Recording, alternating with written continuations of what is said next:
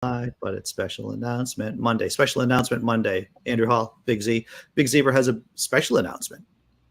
Yes, it's not just an announcement, and it's special not in the way Olympics can be special, All right. but every so often Dr. Kennard will say something, and it will sort of rattle around in my brain the same way a nickel rattles around in a mason jar. Yes. And Dr. Kennard mentioned that he'd love to do a movie where the second coming occurs and Jesus comes back as a dog.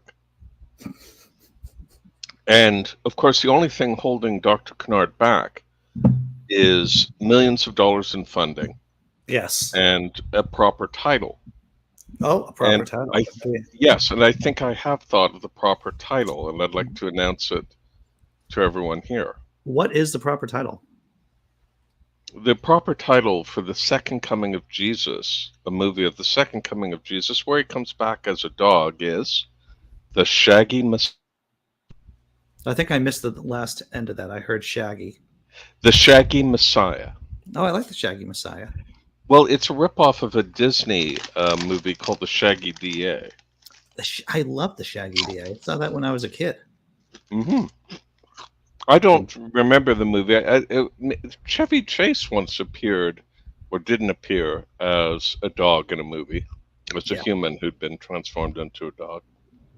I don't know if that was the same movie.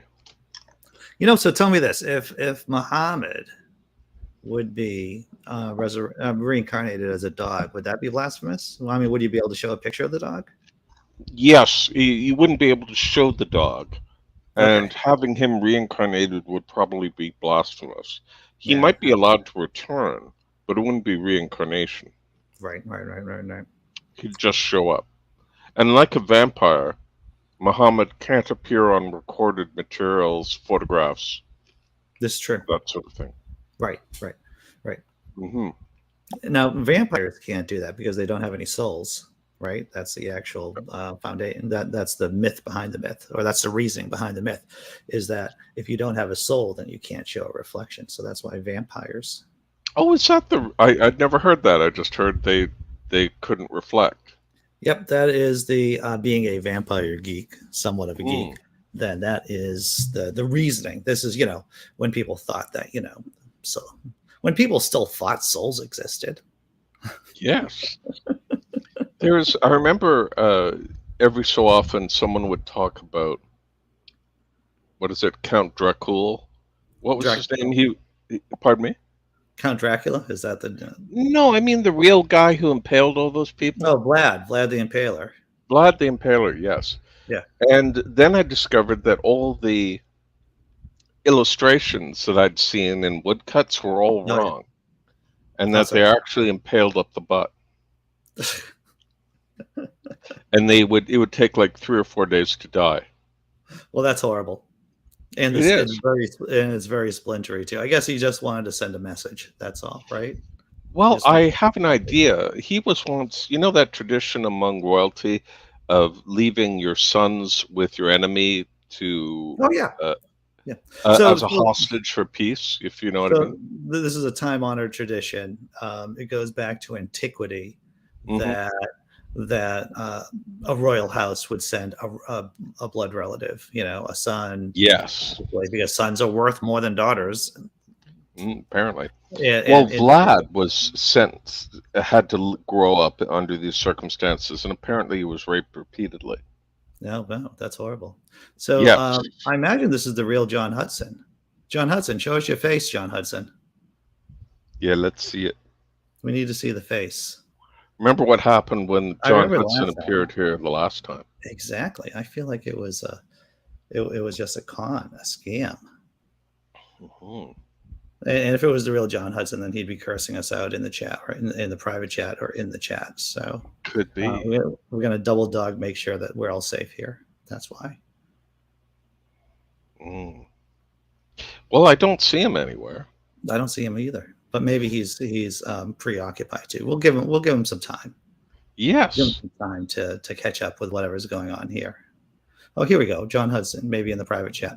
My camera is broke. All right, John Hudson, you seem legitimate. Hello, John. What do you guys think of my wiener last week? It was quite epic, John Hudson. Yes. Everything you said about it is true. Oh my God, I was in shock. Yeah. Truly epic. Job well done on that, on the wienerism. I'm sitting here as it's going down, and I'm like, no, it's not me. It's not me. And it was not you. Yeah. Not at all. I'm resisting the urge to eat potato chips right now. I'm just taking everything I have. Oh, you can put yourself on mute, and still eat the chips. No. Because if I start, I won't stop. And these are sea salt with malt vinegar chips. Delicious. Oh, wow. How about that? I'm sorry. Go ahead. No, go. I was reading Jesse Bear's comment. My two tiny humans recently got into Harry Potter, and one said to the other, "See, a soul is fictional. Voldemort splitting his soul." Oh, well, there you go. Yes, souls don't. Yes, that's good, Jesse Bear. That's good. And yeah. So sea salt and vinegar chips, you said? Sea salt and malt vinegar. It has to be malt vinegar. It has to be malt vinegar. Well, that is the tradition. If you go into any traditional pub, right, you'll see the little container of malt vinegar at the table that you can throw on your fries or your chips. Oh, and you need it for fish and chips, definitely. No malt vinegar, it's just a scandal. Yeah, well, it is. It is a scandal. You're right about that. It's like Jesus without the Trinity. It's like Jesus. Missing.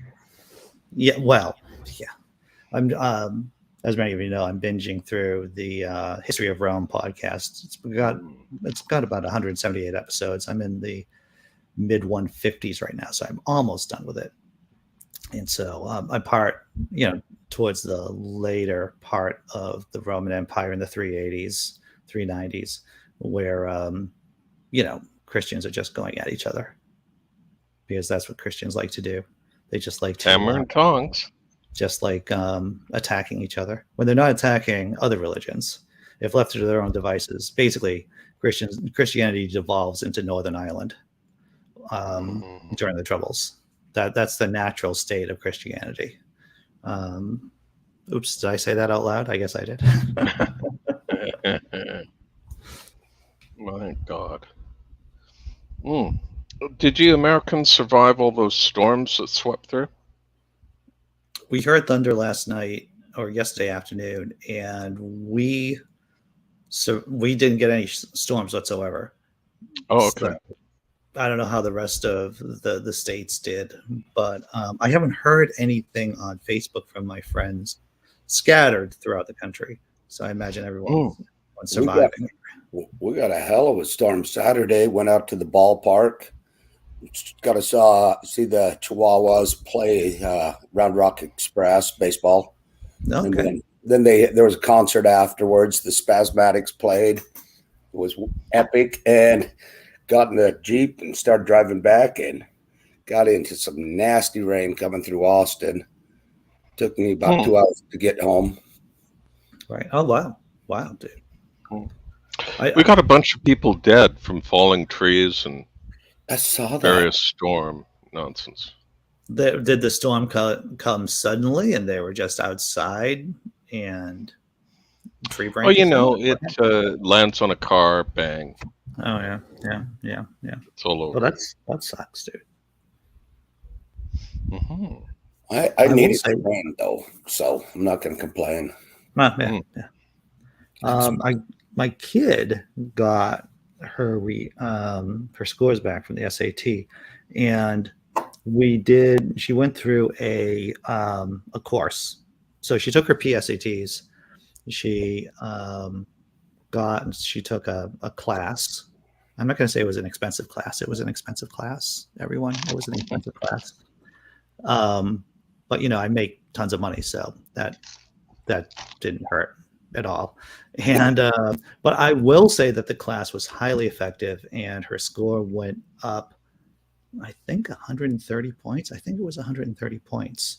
And so her combined score, What's of course. it scored out of?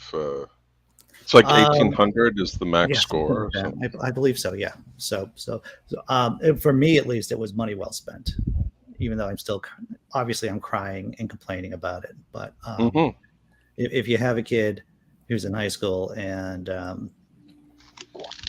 it's money well spent if you can afford to, or if you can pay for it, it's definitely worth your time and your money to have your kid take one of those classes. We did ours through Sylvan Learning Center, but there's a variety of other classes you can take. But yeah, we had a very good experience.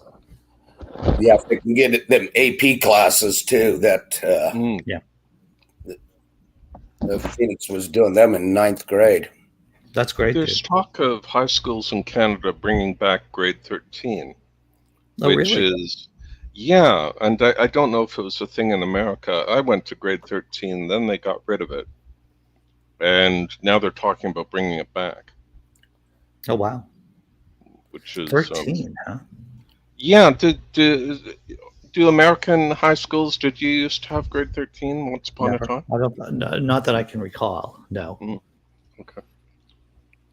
Yeah, I thought high school was all just review of everything I'd been taught. This is what I felt like. I love school. Yeah. High school, I think that, I'm going to say things everyone else kind of already would assume. Anyone who understands the problems of the U.S. education system, I think probably agrees with the basics, like the school year needs to be extended past like 180 days. The fact that the first 6 weeks of a new school year is spent trying to catch kids up to what they lost in terms of learning over the summer is ridiculous. And in my opinion, at least, I think if a good liberal arts education in college is supposed to prepare you to be a good citizen, then why aren't those classes taught in high school, for Christ's sakes, right? Yeah. The American education system has failed. Oh, yeah. It's defunct. What percentage of kids get through high school with a diploma in the that's US? A good question. It varies greatly. It depends on the kid. No, I mean, what percentage of kids get through high school with a diploma? Well, let's see, graduation rates. Because once again, because of the way how schools are paid for, how they're funded, poor communities get shitty schools because they don't have the tax base to support good schools. So their graduation rates, by and large, are much lower than communities that are affluent suburban communities, for example. And so it's a vicious cycle. It's a positive feedback loop of shit. I guess that's my word for today is shit. So the rich get richer and the poor get basically dumber because of the poor education system. My neighborhood's pretty affluent, and Dripping Springs School District comes at number 9, I think it was, in the state of Texas, which has every city has its own independent school district. So there are countless thousands of school districts. Yeah. The taxes on this place, though, were like $13,000 a year, though. Yeah. You get what you pay for overall. Let's see. I'm looking at a report from the Medical Media Manhattan Institute, which I've never heard of, and I'm looking for a quick graph, and I can't find a quick graph. I'm going through a bunch of different. Yeah. Going through who's really good at this is Matt Dillahunty. When he's, I'll say some good things about Matt Dillahunty, is that when he's on the Atheist Experience, he can just like kind of do quick searches and just pull up data really fast. The man has a skill for that. This article. Google Poo, exactly. Yeah. We have something that's called streaming, and I think America has it too, but under a different name. So that when someone is in high school, they're either on a university track or a college, community college track, or a workplace preparation track. You sound distant, Big Zebra. It sounds like you moved the mic. It sounds like you moved the microphone again. Chips. You moved the microphone to eat chips. I know what you did. Yeah. Well, anyway, university track or community college track or workplace preparation, and I think American high schools do that too, right? Yeah, typically like well, for my kids' high school, there's a college track, and then there non-college tracky kind of things. Mm. Yeah, Okay. there's not enough. And to tell you the truth, there isn't, and I think John Hudson would agree with me. There isn't enough emphasis on the trades, right? Mm. Because there's not even wood shop in school anymore, and really that's where I started. I got my interest in building, and I made a damn good life from it. Yeah, because with many things being automated, and especially within the next 10 or 20 years, a lot of lower white collar jobs are going to be automated by like basic AI. The jobs that won't be destroyed will be like running wire if you're an electrician. Well, right? Nick's an electrician, and he started out in the field. Yeah. And now, actually, they are working with AI. That's what he's doing. Is on the computer, they go through and they have these glasses that they can walk through, and like it's on the job site, and see where the plumbers have ran their stuff. And Nick, the party we went to Saturday at the ballpark was for Nick's company. And his boss is saying how Nick saved him over $1 million on a couple problems that he found on the Facebook job that they're doing in Phoenix. Oh, wow. And he's moving up, and it's a burgeoning field. I mean, it's brand new what they're doing. And Rosendin, a big electrical company, they're getting a lot of stuff because of the technologies that they are using. And he went from the field, which you can be killed every day. Oh yeah, dude. Yeah, that's real work. One stupid maneuver, you're running electrical. True story. A guy next door to us, he works in the trades. I'm not sure exactly what he does, but he's going around the neighborhood, taking a collection for a coworker who lost his left arm. At work, he lost his arm from the elbow down. That's one thing about the union. You're dismembered, and you're able to get that pension. They take care of you. At every single point, I am there, John Hudson, promoting unions because my dad was in a union. He was in the IBEW. They treated him well, and unions do protect workers. But this is a non-union shop, even though they have hundreds of employees. Rat shop. Come on. Well, that's one of the things Nick's been doing too, because he wasn't union to start out with, and a lot of the guys that he was in, he's trying to unionize them, get them to join. That's good. It's in their best interest. I mean, there's death benefits and stuff. If that happens, I mean, at least they do something for the family rather than. I mean, he wouldn't go out to the Tesla because there were so many scab shops out there. Yeah. And, who wants to work with a bunch of rats, Yeah, I hear you. So just in terms of graduation rates, I'm looking at the U.S. News graduation rates for 2020. I think one of the lower states is like a 74% graduation rate, and that's in Arizona. Massachusetts has, being a masshole, I have to talk about Massachusetts. The average graduation rate is 93%. In Texas, the graduation rate is 94%. But it's important to point out that just because you have a high graduation rate doesn't mean your schools are good.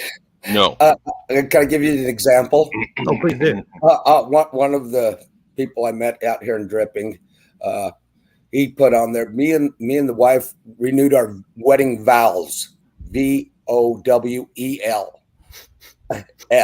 And I'm like, a vowel is an AEIOU, sometimes Y, and you can buy one on Wheel of Fortune. A vow is a solemn promise. And he goes, how do you spell that again?